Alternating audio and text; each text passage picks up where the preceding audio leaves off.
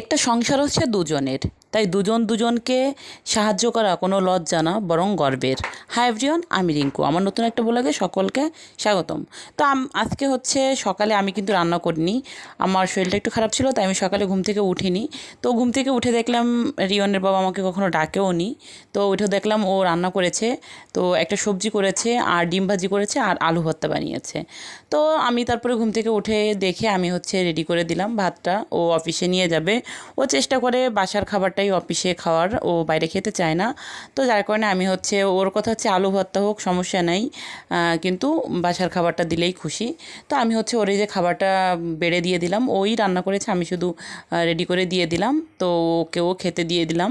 তো একটা সংসার কিন্তু হাজব্যান্ড ওয়াইফ দুজনেরই। তো অনেক সময় মানে স্ত্রীকে হাজব্যান্ডরা হেল্প করলে অনেকে খারাপ মনে করে, আমি মনে করি এটা কিন্তু খারাপ না।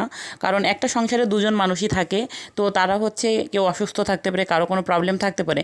এখানে দুজন দুজনকে সাহায্য না করলে বাইরের লোক কিন্তু সাহায্য করবে না। তো এখানে আমি মনে করি না এটা কোনো লজ্জার, আমি মনে করি কি এটা গর্বের। কারণ হাজব্যান্ড তার ওয়াইফকে সাহায্য করেছে, ওয়াইফ তার হাজব্যান্ডকে সাহায্য করছে, এটাই কিন্তু।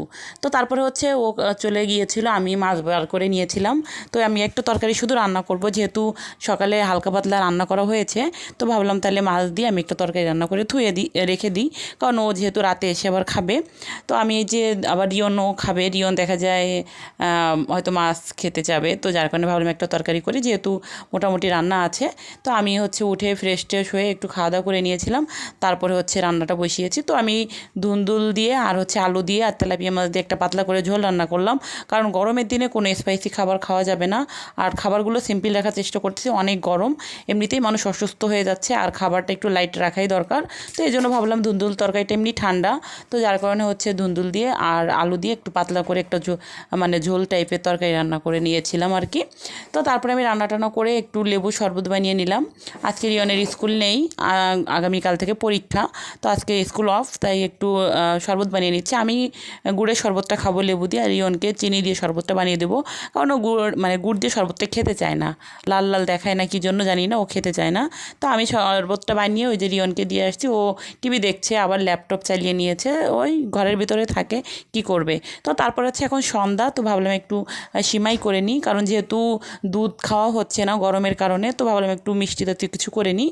তো যার কারণে হচ্ছে আমি একটু সিমাই রান্না করে নিচ্ছি। তো দুধটা কিন্তু আমি জাল করে রেখেছিলাম, জাল একদম ঘন করে ফেলেছিলাম দুধটা। তারপরে এই যে একটু এলাচ দিয়েছিলাম, চিনি দিয়েছি, তারপর দিয়েছিলাম হচ্ছে কিশমিশ দিয়ে ভালো করে একটু জাল দিয়ে আমি সিমাইগুলো দিয়ে দিলাম। সিমাইটা দিয়ে আমি আর জাল দিব না, সিমাইটা একটু শুকনো শুকনোই রান্না করব। দুধটা ঘন করে একটু রান্না করলে, একটু শুকনো শুকনো রান্না করলেই ভালো লাগে। আর যদি দুধটা পাতলা থাকে তাহলে একটু ঝোল ঝোল রান্না করলে ভালো লাগে। তো আমি একটু ঘন করেই রান্না করতেছি, অল্প করেই করব, বেশি করব না।